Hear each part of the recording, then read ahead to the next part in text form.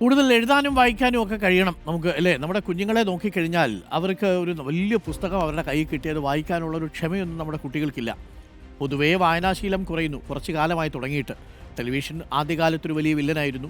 Television വന്നു കഴിഞ്ഞപ്പോൾ കുറച്ച് പേര് ടെലിവിഷൻ സ്ക്രീനിലേക്ക് കണ്ണു നോട്ടിരുന്നു. പുസ്തകം കൈ കിട്ടുന്നതും ലൈബ്രറിയിൽ പോകുന്നതും കുറഞ്ഞു. പിന്നീട് ടെലിവിഷനിൽ ഒരുപാട് ചാനലുകൾ വന്നു. പിന്നീട് OTT വന്നു. മൊബൈൽ ഫോൺ വന്നതോടുകൂടി വീണ്ടും ലൈബ്രറിയിലേക്കുള്ള ആളൊരുക്കം കുറഞ്ഞു. പല ലൈബ്രറികളിലും തലനിരച്ച ആളുകളെയാണ് ഇപ്പോൾ കാണുന്നത്. കുട്ടികളെ കാണുന്ന ലൈബ്രറികളുടെ എണ്ണം വളരെ കുറവാണ്. ഗ്രന്ഥശാല സംഘങ്ങളുമായിട്ടുള്ള വിവിധ പരിപാടികളിൽ, ലൈബ്രറി കൗൺസിലിൻ്റെ വിവിധ പരിപാടികളിൽ പങ്കെടുക്കുമ്പോൾ അവരൊക്കെ നമ്മളോട് പറയുന്നൊരു പ്രധാനപ്പെട്ട കാര്യം ഇതാ: പുതുതായിട്ട് ഈ ലൈബ്രറി മുന്നോട്ട് കൊണ്ടുപോകാൻ ആളില്ല. കാരണം വായിക്കാൻ താല്പര്യമുള്ള, ആവേശത്തോടെ വന്ന് ലൈബ്രറികളിൽ നിന്ന് പുസ്തകം എടുത്തുകൊണ്ട് പോയിക്കൊണ്ടിരുന്ന ഒരു തലമുറ അന്യം നിന്ന് പോവുകയാണോ എന്നവർ സംശയിക്കുന്നു.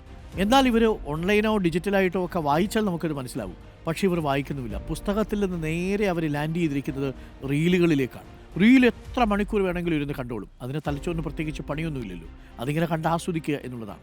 വായിക്കുമ്പോൾ അങ്ങനെയല്ല. നിങ്ങൾ ചിത്രങ്ങൾ ഉണ്ടാക്കുന്നു, നിങ്ങൾ ഓർമ്മയെ കണക്ട് ചെയ്യുന്നു, നിങ്ങൾക്ക് ബോധ്യമുണ്ടാവുന്നു, നിങ്ങൾ ചിന്തിക്കുന്നു, നിങ്ങളുടെ ബ്രെയിൻ വർക്ക് ചെയ്യുന്നു. അപ്പോൾ ബ്രെയിൻ എപ്പോഴും നമ്മളോട് പറയും പണിയെടുക്കരുത്, പണിയെടുക്കരുത്. നിങ്ങളത് കേട്ട് റീല് കണ്ടുകൊണ്ടിരുന്ന ജീവിതകാലം മുഴുവൻ അങ്ങനെ കണ്ടുകൊണ്ടിരിക്കാം. റിയാലിറ്റിയിൽ ജീവിതം നഷ്ടമാകുമെന്നർത്ഥം. അപ്പോൾ പ്രിയപ്പെട്ട കുഞ്ഞുങ്ങളെ, നിങ്ങളൊക്കെ ഒരുപാട് പുസ്തകങ്ങളൊക്കെ വായിക്കാൻ ശ്രമിക്കുക. ഓർമ്മ നിലനിർത്തുന്നതിന്, വാക്കുകളുടെ ഘടന നിലനിർത്തുന്നതിന്, ആളുകളുമായി ആത്മവിശ്വാസത്തോടു കൂടി സംസാരിക്കുന്നതിന് നല്ല പുസ്തക വായന ആവശ്യമാണ്. ലോകത്തെക്കുറിച്ച് അറിയണമെങ്കിൽ പുസ്തകങ്ങളല്ലാതെ വേറെ എന്തു മാർഗം? റീലിൽ കാണുന്ന ക്ഷണികമായ ജീവിതങ്ങളിൽ നിങ്ങൾ പെട്ടുപോകരുത്.